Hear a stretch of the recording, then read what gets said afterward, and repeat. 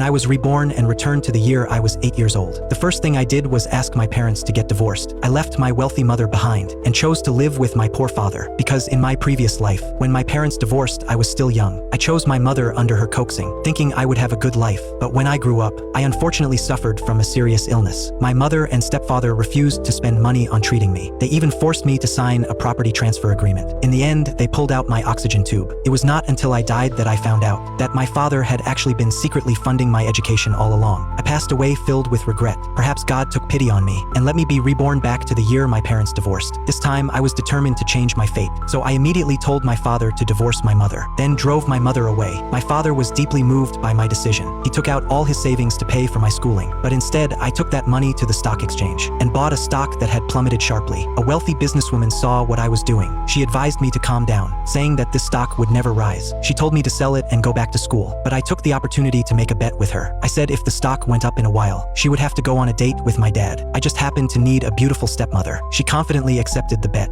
At that moment, my father rushed to the stock exchange in a panic. When he saw that I had used my tuition fees to buy stocks, he was very angry, but I told him to rest assured, claiming that we would make a lot of money in 10 minutes. Unexpectedly, my mother also showed up. She had already found herself a new partner quickly. They deliberately showed off their affection in front of my father, saying that he was destined to be a loser for the rest of his life. My usually calm father suddenly became furious. He proposed a bet to those two people. That wealthy businessman agreed. He even boasted that if the stock did not rise in 3 minutes, my father would have to serve him like a slave. Time passed quickly, but the stock I bought kept falling. The wealthy businesswoman said I had caused a huge disaster and blamed me for getting my father involved in this trouble. But I remained calm and composed because I knew that the stock would suddenly skyrocket in the last 10 seconds.